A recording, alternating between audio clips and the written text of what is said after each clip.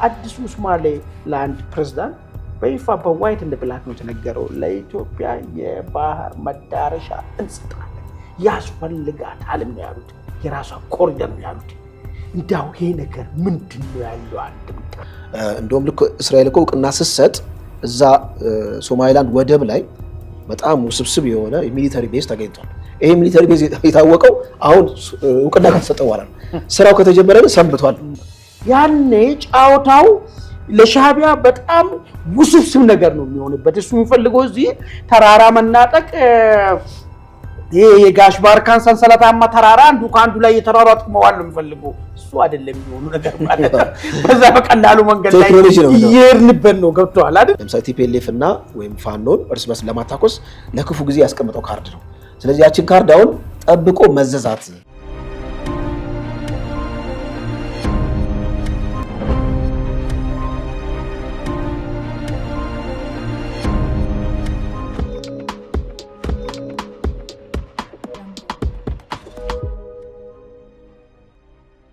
ሰላም ጤና ይስጥልን ውድ የኢትዮ ውይይት አድማጭ ተመልካቾቻችን ይህ ዕለታዊ የተሰኘው ዝግጅታችን ነው በዛሬው ዕለታዊ ዝግጅታችን የህወሓት ኃይል ተከዜን ተሻግሮ ወልቃይት ላይ ጥቃት ፈጽመዋል ይህ ጥቃት ተፈጸመው የአማራ ፋኖ ብሔራዊ ንቅናቄ የሚባለው በተመሰረተ ማግስት እንደዚሁም የህወሓት የሱዳን አልቡራን የሻቢያ ኃይሎች በአምዳይት ላይ ቃል በተገባቡበት ማግስት ነው ገብረ እግዚአብሔርም ወጥቶ አገር ለመሆን ጥቃት እንጀምራለን ባለው ማግስት ጥቃቱ ውን ሆኗል እንዳው ወልቃይት ላይ ተከፈተው ዘመቻን በተመለከተ ምንድነው ያለው መረጃ ለምን አሁን የሚለው ጉዳይ ላይ በስፋት የምንደው ጉዳይ ይኖርናል በሁለተኝነት ሶማሌላንድ ዝምታውን ሰበረች ለኢትዮጵያ የባህር መውጫ ቦታ እሰጣለሁ ያለምንም ቅድመ ሁኔታ ስትል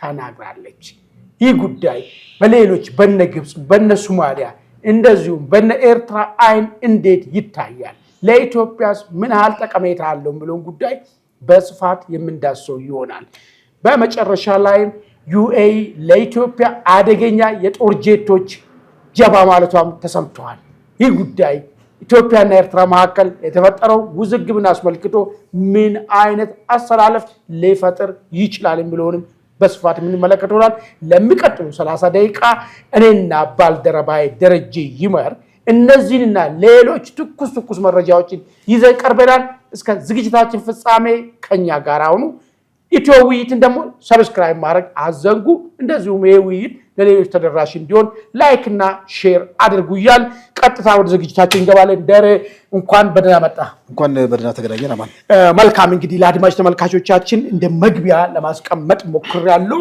ትላንትና እንግዲህ አዲስ ነገር ተሰማ የህወሓት ኃይል ገብረ እግዚአብሔር በቅርብ ቀን ግዛታችን አስወልሰን አገር እንሆናለን ስል ያው አስቀኙ ገብሩን እንግዲህ እንደፋን ነው የሚወሰደው ሰው እንደ ከምር ነገር አይደለም ብዙ ሰው የሚያው ለምን የተለመደ ነገር ስለነበረ ማለት ነው ይሄን ባለበት ማግስት የህወሓት ኃይል በዚህ በማይጠበሬ በኩል ሰብሮ ገብቶ ቱክስ ከፍቷል በማይክሊቲ ቦታዎችን መዘርዘር እንችላለን ተጠበውን ቦታ እንግዲህ ዋናው እሱ አይደለም ለምንድነው አሁንን ውሳኔ ላይ የደረሱት የሚለውን ነገር እኛ ነቱን ስለምንተነተን ማለት ነው ምንድናቸው ያሉት ጉዳዮች ማለት የግድ ማየቱ መዳሰሱ ጠቃሚ ይመስለኛል በአማራ በኩል ፋኖ ብሎ ራሱን የሚጠራው ኃይል ሁለት ከነበረ ወደ አንድ የመጣበትና አንድ ድርጅት መሰረተበት ማግስት ላይ ነው ያለው በዚህ ድርጅት መሰረተ የድርጅቱ አመራሮች ተብለው ከአራቱ ውስጥ አንዱ ወታደራዊ ኃላፊ ሆኑት ጀነራል ተፈራ ማሞ መንግስት ውሃት ላይ ሆነ ለቀይ ባህር የሚንቀሳቀስ ከሆነ ከጀርባውን መታለን የሚል የኖሬውን አቋማቸውን የድርጅቱ አቋም መሆኑን መግለጫ በሰጡበት ማግስት ውሃት ተከዜን ተሻግሮ ጥቃት ፈጸመ እሱ ብቻ አይደለም የአሻ ስምምነት የሚባለው አምዳይት ላይ ኤርትራ ሱዳን ውሃት አንድ ላይ ሆኖ ቃል ኪዳን የተገባቡበት ሁኔታ ተፈጥሯል ይሄን ብቻ አይደለም ለትንተና የሚያመቸን ነገር አራ መሬት ላይ ያለው ሰራዊት ህዝቡ ግንኙነቱ ከርቶ ወደ ቲዲኤፍ ይቅርታ በጠየቀበት ማግስት አዲስ እንግዳ የሆነ ነገር የህወሓት ሰራዊት በጸለምት በኩል በዛሪ ማለቆርጥ በዚህ በላይኛው በኩል ደግሞ ወደ ወልቃይት ለመፍሰስ ተከዜን ተሻግሮ እንግዲህ ጥቃትን ፈጽሟል። የዚህ ጥቃት ዓላማው ለምንድን ነው? አሁን ምን ተማምኖ ነው? ምናልባት የአማራ ፋኖ ብሔራዊ ንቅናቄ የሚባለው እናንተም በዛ ግፉኛም በዚህ እንገፋለን፣ ወደ ወልቃይትም አይደለም ወደ ፈለጋችሁም ብትዱ አነካችሁም እንደግፋችኋለን የሚል ግሪን ላይ ታሳይቷቸው ነው ወይስ ሻዕቢያ በቃ ጊዜው አሁን ነው፣ አሁን ካላረጋችሁ መቼም ማድረግ አትችሉም በማለት ትጥቅና ስንቅን ሰጥቷቸው ልኳቸው ነው ወይስ ህወሓት ራሱ? የምርጫ ጉዳይም እዚህ ጋር ያለ አንድ ግባት መታየት ያለበት እስከ ጥር 25 ድረስ 6 ቀን ነው የቀረው። ምርጫ ጣቢያን አቋቁመ አሳውቀን ሪፖርት ላክ ተብለዋል። ስለዚህ ይሄን ሁሉ ነገሮችን ትግራይ ክልል ውስጥ ምርጫ መካሄድ አይቻልም የሚለውን ነገር ለመፍጠር ታስቦ የመጣ ነው ወይ? ስለዚህ ነገሮችን እስቲ ቀጣጥለን ምንድን ነው ለአንተ እስቲ የሰጠ ትርጉሙ ለምንድን ነው ህወሓት እስቲ በዚህ ሰዓት ጥቃትን ለመፈጸም የወሰነበት ምክንያት? እሺ አመሰግናለሁ አማን። እስቲ አንድ 2-3 ዝም ብለን የሴራ ንድፈ ሀሳቦች ለዛ ላይ የሚመች ሲናሪዎችን እናስቀምጥ። አንደኛ ለምሳሌ በሴራ ንድፈ ሀሳብ ከሚተነትኑት አካላት መካከል ልክ ራያ ላይ የተፈጠረው ነገር አለ። መንግስት ሳሳ አድርጎ ግንባሩን ከዛ በኋላ መከላከያ ለቀቅ አድርጎ ቲፒኤልኤፍ የገባበት ሁኔታ አለ እና መንግስት ወልቃይትን ጨክኖ አይሰጥም፣ ነገር ግን ጠለምትን ልክ እንደ ራያ ሊሰጥ ይችላል የሚል አንድ የሴራ ትንታኔ አለ። እኔ ግን በምላሹ መንግስት ምን ጥቅም ያገኛል የሚለውን ነገር እሞግታለሁ። ጠለምትን ለቲፒኤልኤፍ ቢሰጥ ከቲፒኤልኤፍ ምን የሚያገኘው ነገር አለ? ራያን በሚሰጥበት ጊዜ የተወሰነ መቃረም ነበረ። መንግስትና ጊዜ አስተዳደሩ እንዲህ መካረርም አልነበረም እና በተወሰነ ደረጃ የማስታመምና ታክቲካል አላያንስ ለመፍጠር የሚያስችል ነበር። አሁን ግን ቲፒኤልኤፍ እና እንደውም የፌዴራል መንግስቱ የበለጠ እየተካረሩ የበለጠ የጠላትነት ስሜት እየተፈጠረ ነው እና ጠለምትን ለቀሰተ ለቲፒኤልኤፍ ምን ጥቅም ያገኛል የሚለው ነገር መሞገት አለበት ነው። አንዴ ነው። ሁለተኛ የካቲት 11 50ኛ ዓመቱ ይከበራል። የወያኔ ይሄ ጠንቀኛ ድርጅት የተመሰረተበት ማለት ነው እና ይሄ ድርጅት ወልቃይት ላይ ወይም ሁመራ ላይ ነው የምናከብረው 50ኛ ዓመቱን የሚል በአደባባይ ተናግረዋል። ይሄ ቅድም ያልከው ወዲ ደምስሴ ወይም ደግሞ ጀነራል ገብረ እግዚአብሔር የሚባለው ማለት ነው። እሱ እንደውም ሀገር ለመሆን እነዚህን አወዛጋቢ ቦታዎችን ጠቅልለን መውሰድ ነው። በነገራችን ላይ ራያን ጠቅሎ አልወሰደም። ለምንድነው? ኮማንድ ፖስቱ አለ። በተወሰነ ደረጃ ኮማንድ ፖስቱ ስላለ ሙሉ ለሙሉ ራያን ጠቅሎ መውሰድ አልቻሉም። እስቲል ራያ ላይ ዶሚናንሲ ቢኖራቸው ማለት ነው። አሁን ወልቃይትን በተመለከተ እስካሁን ጠለምት ላይ ውጊያ ከፍተዋል። ውጊያው እንደውም የሙከራ ነው ይባላል። የሙከራ የጠላትን ቁመና ለመሰለል አንድ የሆነ የሙከራ ነገር ጠሽጠሽ ታደርግና ከዛ በኋላ ኃይለኛ ኦፌንሲቭ የሆነ እንትን ላይ ልትሰማራ ትችላለህ ማለት ነው እና አሁን ያሁኑ እንግዲህ የመንግስትን አቋም ተከዜ ዘባለ ሚሊሻዎች አሉ እዛ አካባቢ ያለውን ሳሳ ያለውን ግንባር ሞክረው ጥሰው ለመግባት የሚያስቡት ነገር በአደባባይ ነግረውናል። በአደባባይ በቃ ካሁን በኋላ የሚቀረን ትዕግስታችን አልቋል። አወዛጋቢ በተለይ ወልቃይት የተባለው ህልውናችን ነው። እሱን ወስደን የሚፈለገውን ስራ እንሰራለን የሚል ነገር ነው። ቅድም ትኩረት የሚስቡ አንዱ ነጥቦች አንስታል። የመጀመሪያ ያነሳው ከዚህ አፈቀላጤው በጣም ፈገግ የሚያደርገኝ ኮፒ ፔስት የማድረግ ሁኔታ አለ። ትግሉ ተጠልፏል አለ ማን? የዚህ የሀራ መሬቷ ህዝብ ግንኙነት ከፋኖ የወጡ ወደ አዲስ አበባ የመጡት አንዳንድ አመራሮች የመንግስት ሚዲያ ላይ ቀርበው ትግሉ ተጠልፏል ይሉ ነበር እና እችኑ ኮፒ ፔስት ያደረገው ዛ ቲፒኤልኤፍ ላይ ሄደው ትንሽ ፈገግ የሚያደርግ ነገር ነው። ኤኒዌይስ እኔ ሀራ መሬት የሚባለውም አላምነውም። በማንኛውም ሰዓት እንደዚህ የህልውና ትግል ውስጥ ቢገባ ድንገት ሊገለበጥም ይችላል፣ አናቅም፣ ላይገለበጥም ይችላል። ግን እዛ ጋር ያለው መተማመን በጣም አስቸጋሪ ነው። ሌላ ኢንትረስቲንግ ፖይንት ያነሳው ከዚህ ከፋኖ አደረጃጀት ጋር ነው። ምናልባት የፋኖ የህወሓትና የሻዕቢያ ታክቲካል አሊያንስ አጌንስት ዘ ፌዴራል ገቨርንመንት ሊመሰረት ይችላል ወይ የሚለውን የቢዮናል ሲናሪዮ ማስቀመጥ ይቻላል። ያ ግን ከወልቃየት ጋር ቀጥታ የሚያዛል ብዬ አላስብም። ምክንያቱም ወልቃየትን በመስጠት ፋኖ ሊያተርፈው የሚችለው ነገር ያለ አይመስለኝም። ምክንያቱም እንዲሁም ለወልቃየትን በመስጠት ከህዝብ ጋር ፊት ለፊት የሚላተምበትና ህዝብ ከፋኖ ጋር ቀጥታ ጦርነት የሚገጥምበት ሁኔታ ነው። ኮንስቲትዌንሲ ወይም ደግሞ የህዝብ ተቀባይነት ወይም ደግሞ ሶሻል ቤዙ ያለውን የራሱን ሶሻል ቤዝ ሊያናጋበት የሚችል ነውና ሊያገኘው የሚችለው የፖለቲካ ትርፍ አልታየኝም። ምናልባት አሊያንስ ክሬት ተደርጎ መንግስት እንውጋ ከሆነ እሱ እንግዲህ እንደምታውቀው በኢትዮጵያ ነባራዊ ሁኔታ በአብዛኛው ጊዜ ተቃዋሚዎች ታክቲካል አሊያንስ ፈጥረው ከመንግስት ጋር የሚዋጉበት ነገር ዝግ ላይሆን ይችላል እና ታክቲካል አሊያንስ ፈጥረው መንግስትን መውጋት የሚለው እሱ ሊያስኬድ ይችላል እንጂ ወልቃየትን አሳልፎ በመስጠት ለቲፒኤልኤፍ ከዛ በኋላ የፋኖ አደረጃጀት አሁን ያለው የፋኖ አደረጃጀት የሚያገኘው ጥቅም በጣም ዜሮ ነው። እንደውም ህልውናውን አደጋ ውስጥ ሊከትበት የሚችልበት ነው። ፖለቲካሊ ሱሳይድ ነው ይመስለኝ። ከዛ አንጻር መለከተዋል። አሁን እኮ የጥያቄ የተነሳ ለምን መሰለህ? ይሄ ኃይል ከተቋቋመ እንግዲህ ሳምንቱ ነው አይደል? ጥር 9። አዎ ቅድም ያነሳው ነገር አለ። አሁን የጀነራል ተፈራ ነገር እንደ ድርጅቱ አቋም ተደርጎ ነው እየተወሰደ ያለው፣ እንደ መግለጫ ተፈጠረበት ጉዳይ ማለት። ስለዚህ ለቲፒኤልኤፍ አሁን እርምጃውን መውሰዱ ጋር ስታየው እንዳው ትንሽ እንኳን በዚህ ጉዳይ ላይ ያልተነጋገሩ ከሆነ መቼም ቲፒኤልኤፍም በሁለት ግንባር መዋጋት አይፈልግም። በአንድ በኩል ከፋኖ ጋር በአንድ ግንባር፣ በአንድ በኩል ደግሞ ከመንግስት ጋር መዋጋት አይፈልግም። ለምን አሁን ይህን ጥቃት ፈጸመ? በዛው ልክ ደግሞ ይህን ጉዳይ እንግዲህ በተለያየ መንገድ ነው። አሁን እዚህ ሀገር ውስጥ ብዙ ነገር ነው ያለው። አንደኛው ቀጥተኛ መንግስት እውነትም መንገድም ሁሉ ነገር መንግስት ነው የሚሉ ቡድኖች አሉ። ምንም ነገር ቢሆን በቃ መንግስት አይሳሳትም፣ አያጠፋም፣ ትክክለኛ ናቸው ብሎ የሚሰሩ ሰዎች አሉ። በዚህኛው በኩል ደግሞ እርኩስ ነው የሚላሉ መንግስት ያደረገው ነገር ሁሉ ሰይጣን ነው፣ አንድም ነገር መልካም ነገር አድርጎ አቅም እውነትም መንገድም ፋኖ ነው የሚሉ ሰዎች አሉ። ሁለቱንም ሚዛን ላይ ማስቀመጥ አይቻልም። ቆይ ሌላ ወገን ደግሞ አይ ነገሮችን እያየ ይሄ የኢትዮጵያን ጥቅም ይጎዳል፣ መንግስት በእንደዚህ ደረጃ ላይ የሚወስደው ነገር በጣም ትክክል ነው፣ በዚህ ጉዳይ ላይ ኮምፕሮማይዝ መደረግ የለበትም፣ መደገፍ መቻል አለበት፣ የኢትዮጵያ ጥቅምና የሀገር ጥቅም ነው ብሎ ደግፋል። መንግስት የሆነ ነገር ሳደርግ ደግሞ ኖ ይሄ ደግሞ ኢትዮጵያን ብሔራዊ ጥቅም የዜጎችን አብሮ መኖርን ነገር ይጎዳል፣ ይሄን ቶለራንት መሆን አለበት ብሎ የሚተች ወገን አለ። አሁን ሰምተህ ከሆነ በማህበራዊ ሚዲያ ላይ በዚህ የወልቃይት ጥቃትን ተከትሎ እንዴት ታወራላችሁ የሚሉ ሰዎች መጥቷል። ወያኔ ወልቃይት አይደለም ጎንደር ቢሄድም መንግስትን ነው መናገር ያለባችሁ እንጂ ስለ ወልቃይት ስለ ዘመቻ ይሄ ድራማ ነው ሊሉን የፈለጉ ሰዎች አሉ። በእርግጥ ደግሞ የወያኔ ሰዎች የሻቢያን ፋቲክ ለብሶ በየዞ ምርኮኞቹ ለበሱት የወያኔ ፋቲክ አይደለም፣ የሻቢያ ፋቲክ ነው። የሻቢያን ፋቲክ ለብሶ የሻቢያን ስንቅ ጥይት ወስዶ ጥቃት መጥቶ ወልቃይት ላይ ሲፈጽሙ ወልቃይት በሻቢያ እጅ በህወሓት እጅ ገባች ማለት ኢትዮጵያ ላይ ቀን ጨለሜ ማለት ነው። አሁን የመንግስት ለውጥ ምናምን ብቻ አይደለም፣ ኢትዮጵያ ህዝብ ሙሉ ለሙሉ ወደ ባርነት ዘመን እኔ ወልቃይት ጉዳይ ብቻ አድርገኝ ኢትዮጵያኖች ወደ ባርነት ዘመን ጨለማ እየተነዳ እንደ ከብት እንድንገባ ይሄንን ነገር አትናገሩ።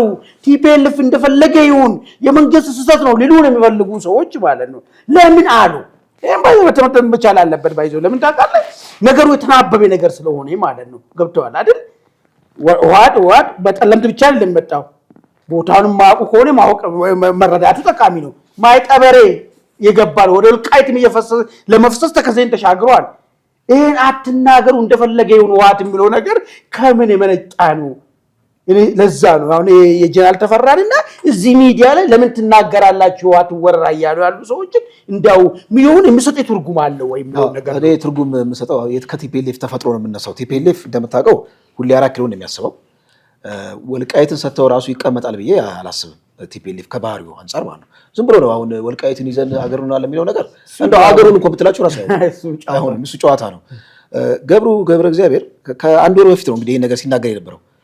ማለት አስቀድሞ እንግዲህ ለ50ኛ ዓመት መጠነ ሰፊ ዘመቻ እንከፍታለን፣ የመጨረሻ ትዕግስታችን ተሟጧል የሚል ነገር ነው እና እኔ የነዚህ ኃይሎች አሁን ቅድም ያነሳቸው አሉ እንግዲህ በሴራ ንድፈ ሐሳብ በደንብ መተንተን አለባቸው። ለምሳሌ የመንግስት ደጋፊ መስለው በጣም ውስን ከሆነ ከኢኮኖሚ አንጻር ጉዳዩን የሚተነትኑት አሉ። እንደው ስም ባልጠቅስም ማለት ነው። እነዛ ግለሰቦች ሆነን ለመናገር ለወልቃይት ተቆርቋሪ ሆኖ አይደለም እዛ ጋር ሲናገሩ የነበረው ማለት ከዚህ ከሰሊጥና ከኢኮኖሚ ጋር አያይዘው በቃ መንግስትን በተመለከተ መንግስትን የደገፉ አስመስለው የማይፈልጉትን ባላጋራ የሚያጠቁበት ሁኔታ አለ።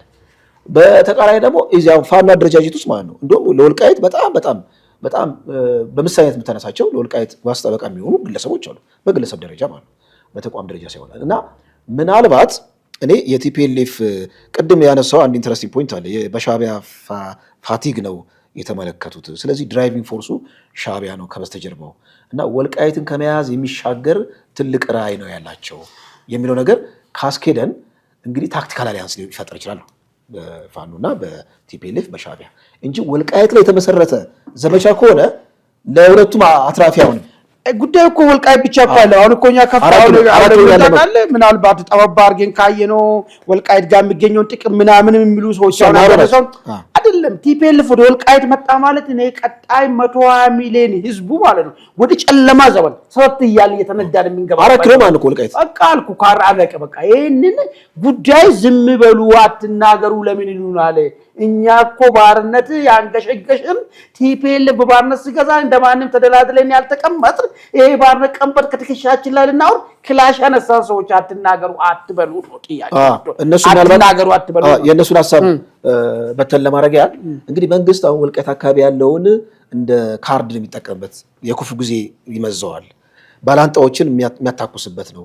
ለምሳሌ ቲፒኤልኤፍ እና ወይም ፋኖን እርስ በርስ ለማታኮስ ለክፉ ጊዜ ያስቀመጠው ካርድ ነው።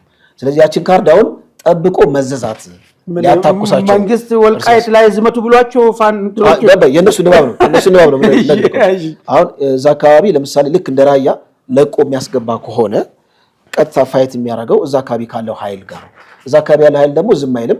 ስለዚህ እርስ በርስ ግጭቱ ለመንግስት እድሜ ማራዘሚያ ይሆናል የሚል ንባብ አላቸው። እንግዲህ ያው የእነሱ የፖለቲካ ንባብ ከምታውቀው ካላቸው ከፖለቲካ ኢንተረስት አንጻር መንግስት ጋር ካላቸው ቅርቋሰው መንግስትን ከመጥራት አንጻር ከብዙ መልኩ በኮንስፓይረሲ ታሽነው ግን ነፃ ሆነ ስትመለከተው እንግዲህ ሱዳን ውስጥ ቃል ኪዳን ፈጽመዋል። ከዛ ደግሞ ገብረ እግዚአብሔር ተናግረዋል አክቲቪስቶቻቸው። አሁን ግን ትንሽ የሚያሰጋኝ ምንድነው ቲፒኤልኤፍ ቁመናው በጣም ተመናምኗል።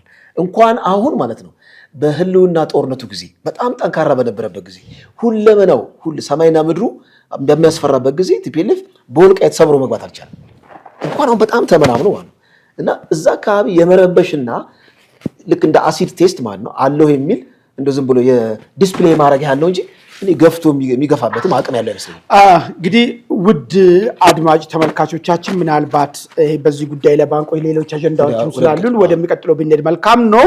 እንዳው እኛ ብቻ ሳንሆን እኛ የታየን ነገር ይሄ ነው። እናንተ ደግሞ ይህን ዝግጅት የምትከታተሉ ሰዎች ቲፒኤልኤፍ በዚህ ሰዓት በወልቃይት በጠለምት በኩል ጥቃት መክፈቱ ምንድን ነው? ምን ታስቦ ነው? ሪሊ ጦርነቱን ገፍቶ ለመምጣት ታስቦ ነው? የመንግስት ሁኔታ ለማየት ታስቦ ነው ወይ ለመረበሽ ነው? ወይስ የሱዳኑ የሐምዳይቱ ቃል ኪዳን የመጀመሪያውን ተግባር ውጤት ነው? እናንተ የራሳችሁን ሐሳብ ስጡን። በዚሁ አጋጣሚ ኢትዮ ውይይትን ሰብስክራይብ አድርጉ። ወደሚቀጥለው አጀንዳ እንግዲህ የሚቀጥለው አጀንዳ አንድ አዲስ ነገር እንግዲህ መጣ። የሶማሌላንድ ፕሬዝዳንት ሰሞኑን በተካሄደው ኢኮኖሚ ፎረም ውይይት ላይ አንድ ነገር ጣል አድርገዋል። ከጋዜጠኛ ጋር ባደረጉት ቃለ መጠይቅ ላይ ምንድነው ያሉት? ኢትዮጵያ ወደ ቀይ ባህር መውጫ መንገድ ልንሰጣት ይገባል፣ ማግኘት አለ እንሰጣታለን ነው የሚለው። ሎካውኔ ነገር ምንድነው? ብዙ ጊዜ ሰዎች አይ ወደ መውጣት ይቻላል አክሰስ ቱ ሲ አርጎ ነው የሚያስበው። እሱ ላይ ለሚያወራ ነገር አይደለም። ቀይ ባህር መዳረሻ ያስፈልጋታል። ያ ኮሪደር የራሷ ኢኮኖሚ ፕላስ ለራሷ ወታደራዊ ቤዝ ይሄን እንሰጣታለን ብሎ በግልጽ የተናገሩት ነገር ማለት ነው። እንዳው ይሄን ነገር ምናልባት ያኔ ተጀምሮ ያልተቋጨ የሶማሌላንድን ዕውቅና የመስጠት አካል የሆነ ንግግር ነው ወይ? ለምን ብዙ ሰዎች ኦሬዲ ያድሮፕ ሆኗል። መንግስት ስላልገፋበት ተሸወደውና እስራኤል ዕውቅና ስለሰጠቻት ለሶማሌላንድ መንግስት ጀምሮ መግፋት ስላቃተው ከሸፈ ትርፋማ ሆኖ አልወጣም የሚል ነገር ነው። እነዚህ ሰዎች መነሻ አድርጎ የሚያስቀምጡ ነገር ምንድነው? በመንግስት በኩል ስለዚህ ጉዳይ ብዙ ስለማይወራ ነው። የለም አየሩ ላይ በላይ እንደተረዘ ነገር የለም። በተርኪያ አደራዳሪነት ከሶማሌ ጋራም ስምምነት ላይ መደረሱ ነው የተሰማው። ስለዚህ ኦኬ መንግስት ያን ነገር ቀዶ ወደ ጋርቤጅ ወርውሯል የሚል ነገር ነው የሚያነሱ ሰዎች። አሁን ግን ከአዲሱ ሶማሌላንድ ፕሬዝዳንት በይፋ በዋይት እንደ ብላክ ነው የተነገረው። ለኢትዮጵያ የባህር መዳረሻ እንሰጣለን ያስፈልጋታል ነው ያሉት። የራሷ ኮሪደር ነው ያሉት። እንዳው ይሄ ነገር ምንድነው ያለው አንድምታ? ያ ነገር ቀጥሏል ማለት ነው። በድብቅ እየሄደ ያለው ነገር ከዚህ በፊት እኛ እስራኤል ዕውቅና ስትሰጥ በረከት ይዞ መጣ ለኢትዮጵያ ብለን ነበር። ያ ያለው ነገር ሆኖ ነው ወይ? በጣም ግሩም እንዳልከው የበረከቱ አንዱ ማሳያ ነው ለኢትዮጵያ ማለት ነው። እስራኤል ወደ ቀጠናው ስትመጣ ብዙ አንድምታዎች ተተንትነዋል ፖለቲካሊ ማለት ነው።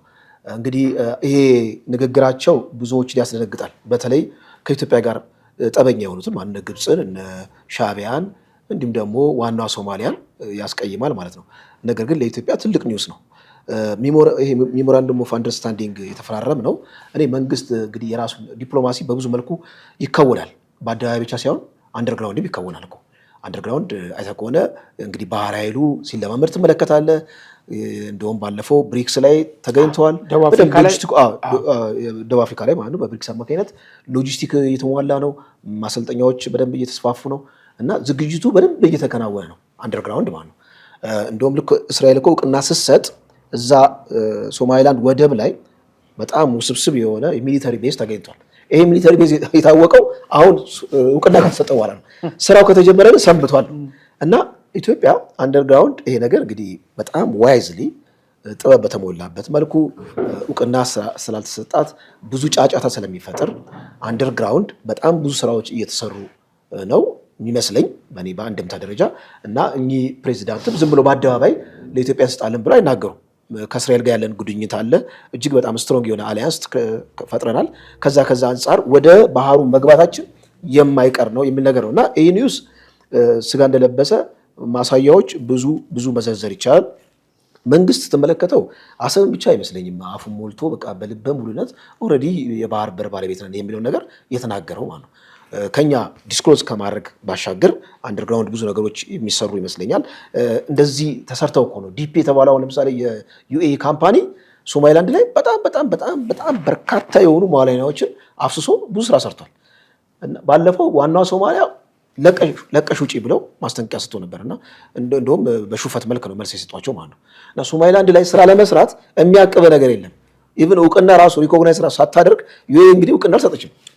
እኛም እኮ በርበራን አብረን ስናለማ ነበር ማለት ነው። ስለዚህ እውቅናውን እንኳን ሳንሰጥ እንደው ቨርባል የሆነ ወይም በአደባባይ ሳንሰጥ እውቅና የሚመስል በተግባር እውቅና እንደ መስጠት የሚቆጠር ስራዎችን መስራት ሲያለ በዲፕሎማሲ ደረጃ እና ይሄ ነገር ምናልባት ሻዕቢያ የሚደነፋበት የአሰብ ጉዳይ ላይ ተንፈስ ያደርገዋል። አንዴ እዛ ከገባን እኔ ልክ እንደ ሀገር ትልቅ ሪኔሳንስ ነው የሚሆነው፣ እንደ ትንሳኤ ነው የሚቆጠረው። በዜግነት ነው በነገራችን ላይ የፖለቲካ አቋም አይደለም፣ የዜግነት አቋም። በፖለቲካ አቋም መንግስትን መሞገት መደገፍ እሱ ሌላ ነገር ነው። ነገር ግን ሀገር የሚባለው አንድ ሀገረ መንግስት የሚባለው ነገር ከመንግስት በላይ ነው፣ ይቀጥላል። ይሄ ሲቀጥል ወደቡን ይዞ የሚቀጥል ከሆነ የሚቀጥለው መንግስት ጥሩም ሆነ መጥፎም ሆነ ለሀገር ትልቅ ስራ ስላለው ነው እና ልክ እንደ ሀገር እንደ ዜጋ ይሄን ወደብ ማግኘታችን ቢያንስ ብሪዝ የምናደርግበት የምንተነፍስበት ማግኘታችን ተጓዳኝ የሆኑ ስራዎችን መስራት ይቻላል። ከዛ በኋላ ከአሰብ ጋር ያለውን ውዝግብ ራሱ ለመፍታት ትልቅ የኃይል ቋት ነው የሚፈጥረው። የኃይል ቋት ይፈጥራል። እሱ ነው እኔ እሱ ላይ ነው እንድንነጋገር የምፈልገው ነገር። አሁንም ሻዕቢያን ደም ግፊቱን ከፍ የሚያደርገው እኛ ባህር ኃይላችን የምናሳርፍበት ባህር ካገኘም ማለት ነው የቀናት ጉዳይ ይሆናል እንጂ ጫወታው እዛው ነው በባህሩ ነው የምትሄደው ማለት ነው። ይህን ስለሚያውቁ ነው ባይዘው ያ ነገር እውን እንዳይሆን ከነሱ ጋር ብቻ አይደለም ከሌላ ቦታ እውን እንዳይሆን የሚገፉን ምክንያቱ ይሄ ነው ማለት ነው። አይታል በብሎ መንደብል የሚባለው ቦታ ላይ ማለት ነው ሰርጥ ላይ እቺ ሶማሌላንድ ያለችበት አካባቢ ላይ ኢትዮጵያ የራሷን የሆነ የባህር ኃይሏን የምታሳርፍበት ቦታ ካገኘች ባህር ኃይሉ እዛ ካረፈ ቀጣይ የሚጀምረው ነገር ቀስ ብሎ ወደ ግዛታችን ወደ አሰብ መሄድ ነው የሚሄደው ማለት ነው። ያኔ ጫወታው ለሻዕቢያ በጣም ውስብስብ ነገር ነው የሚሆንበት። እሱ የሚፈልገው እዚህ ተራራ መናጠቅ ይሄ የጋሽ ባርካን ሰንሰለታማ ተራራ አንዱ ከአንዱ ላይ የተራራጡ መዋል ነው የሚፈልገው። እሱ አይደለም የሚሆኑ ነገር ማለት ነው። በዛ በቀላሉ መንገድ ላይ እየሄድንበት ነው። ገብቶሃል አይደል? ይሄን ስለሚያውቅ ነው አሁን በጣም ትልቅ ስጋት የሚፈጥረው ይሄ የሶማሌላንድ መግለጫ ስቴትመንት። ለኢትዮጵያ መውጫ እንሰጣለን፣ ማግኘት አለባት ኢትዮጵያ ማረፊያ ኮሪደር ሊኖራት ይገባል የሚለው ነገር ለኢትዮጵያ ከሚሰጠው ደስታ በላይ ሻዕቢያ ጋር የሚፈጥረው ጭንቀትና ትርምስ ነው። እሱ ነው ሴንስ ማረው በጣም መስኪናል። ትክክል። ከዚህ ጋር ተያይዞ በጣም የሚገርምህ አሁን አዲስ የሆነ ስምምነት ሊፈራረሙ ነው። አይ ቲንክ በቅርቡ ነው።